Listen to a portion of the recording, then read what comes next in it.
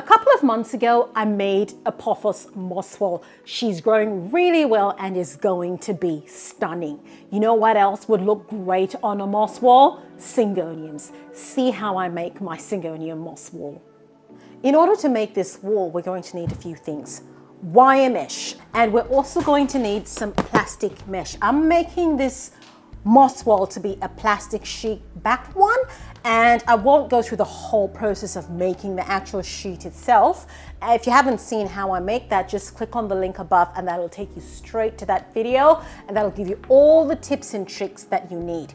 So for this particular moss wall, the wire mesh that I've got is about 1 meter high. So the plastic sheet that I got had to be long enough to accommodate the length of that mesh. So because I couldn't find a plastic sheet that has that length, I got 2. So this is the whole sheet over there, and then this is the bottom section of another sheet. I've connected the 2 sheets together using these cable ties, and that way there's no space between the 2 plastic sheets and you won't have leakage of your moss. A few important things I need to tell you about the plastic sheet. You need to make these holes that are going to attach the plastic sheet to the mesh before you start dealing with the mesh itself. Make these holes there, but you also need to make these little holes that are going to hold onto the metal rods. These metal rods are the ones that are actually providing the stability and are going to make this moss wall stand up straight and make sure that your plants are growing well and it's not wobbling all over the place. I've gone ahead and attached my metal rods to my plastic sheet back, and you want to do that before you attach this plastic sheet back to the metal mesh.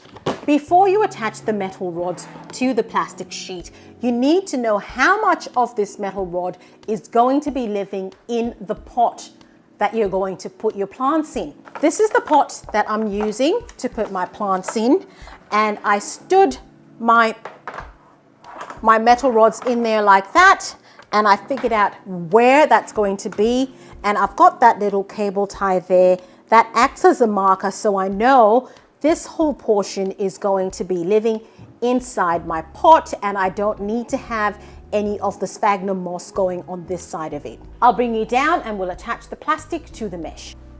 This here is obviously going to be the back of my moss wall, so I turn this around. This is my mesh, and I'm attaching one side of my mesh to the one side of my plastic sheet back, and I'm going to put cable ties to attach that all the way down there, starting from the top to make sure that that's all level. And I'll put the cable ties all the way through the length of that.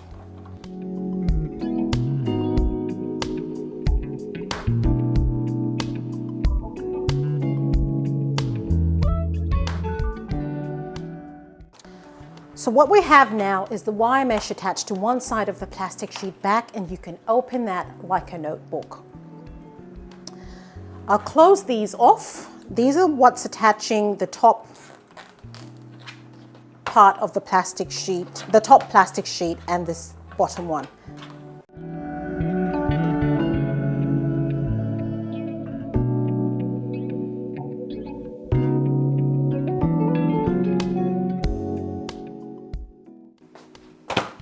Okay, now we're going to fill this wall up with sphagnum moss. Got some moist moss here, and I'm just going to spread that out. We're not making a very thick portion of moss here. We just want a thin layer that the plants can grow into. I've got some Leca that's coming along for the ride, which is fine. Just making a thin layer of sphagnum moss and making sure that's covering the full expanse.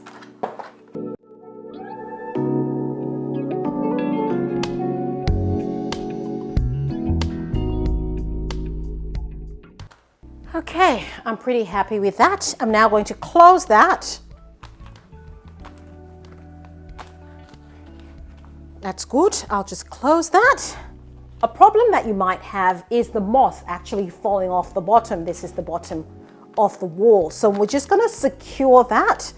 We'll secure the mesh to that plastic sheet so that moss doesn't fall out.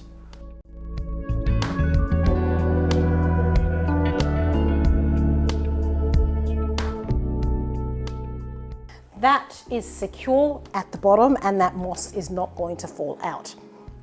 Now we need to secure the other side of the moss wall, this side that we didn't secure previously. I'll turn this around. Now I want to make sure that my mesh is as flat as it can be and is really hugging onto that moss. I can actually, I've got this part of the mesh here and the mesh is slightly larger than the plastic sheet back, and I can fold this over and that ensures that I have a really, really snug fit there. Close that like that. Okay, and now more cable ties to secure that end.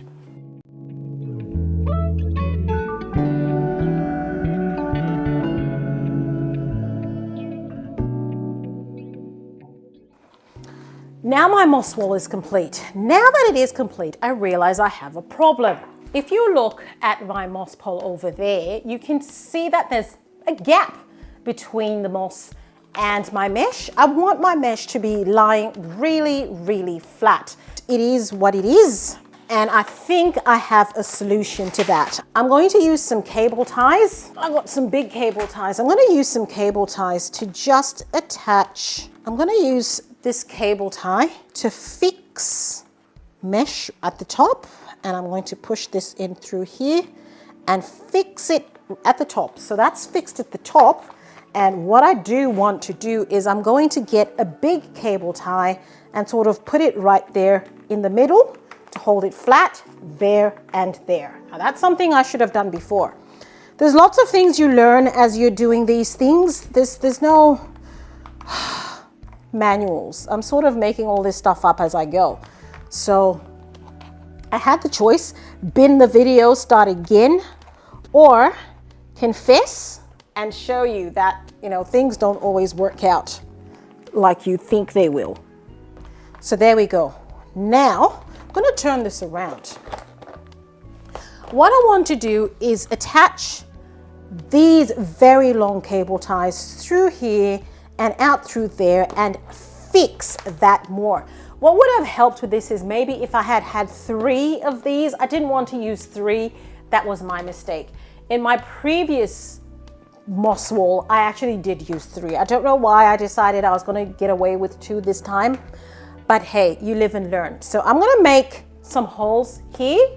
You can use whatever you want. I'm going to use my soldering iron. It's really easy to make the holes there, and we'll get back to it.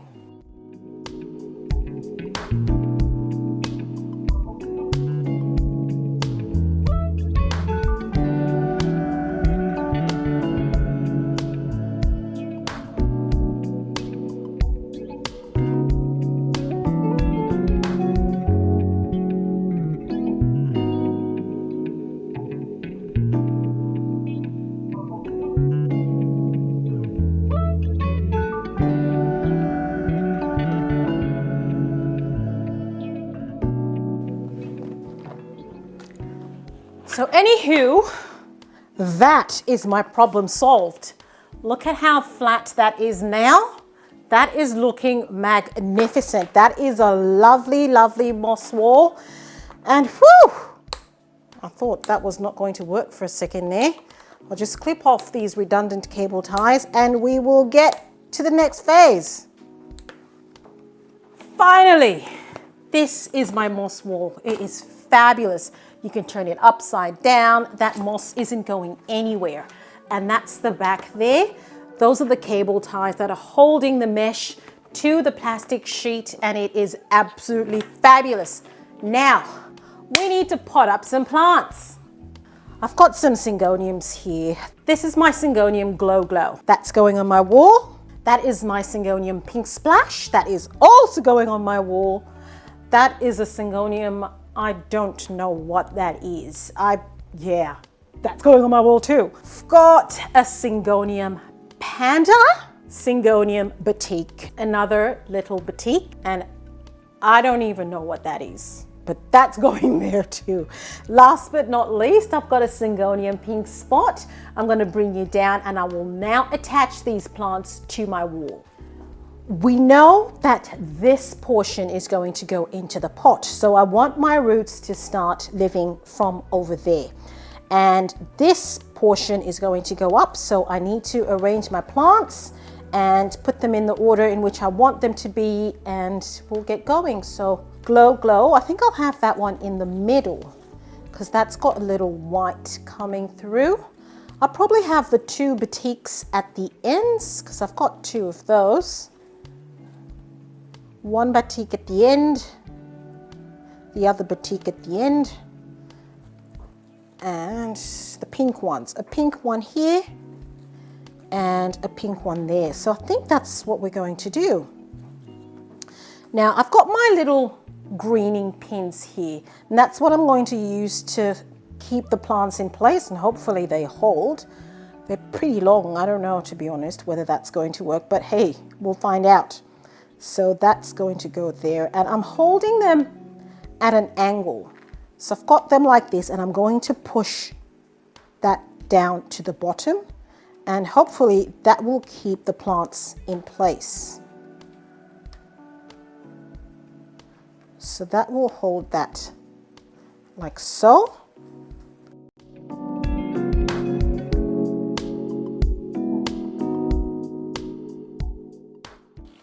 That is my plants all pinned up to my wall. Now we're going to grab the pot and we'll pot these babies up. I'm going to be using a Leca's self-watering pot for this project. This is the insert of my self-watering pot. I have made some additional ventilation holes. It does come with some, but I don't think that's adequate enough. So I've got my own, and these are the feet, and you can see those little slits in there. So you'll have some medium sitting in there and it will be exposed to the reservoir there. So that's that. But what I've also done is made some holes over here. And that's where I will have my metal rods going through to provide additional stability, and they're going to be right in there. So let's get potting.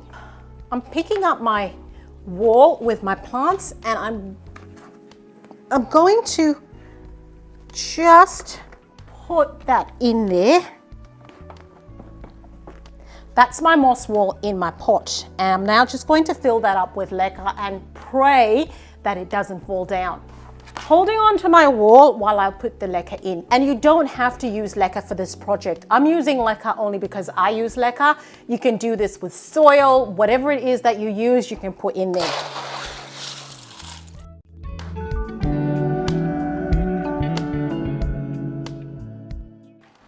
I'm not holding on to the moss wall anymore, and it is stable. I'm so excited.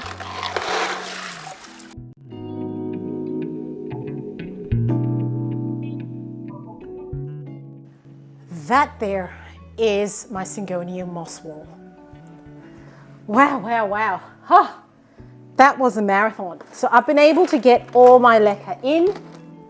It's completely filled up and it's looking absolutely fabulous. I'll show you what the back looks like.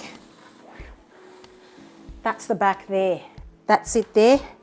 You can see the Leca in at the back as well. Some roots as well. Probably need to fill that up a little bit more. But all in all, I'm really, really happy with this. There you have it. That is my Syngonium wall. This is my self-watering indicator. I'll just plonk that in there. Now that I'm done making my wall, I'm going to fill up my reservoir with foliage focus, put this plant in a nice, warm, lit spot, and get ready to see it grow. Next time you see it, she will be Syngonium glory, Syngoniums everywhere. And now that you've seen me make a Syngonium moss wall, you must go and see me make a pothos moss wall. See how I make that in the next video.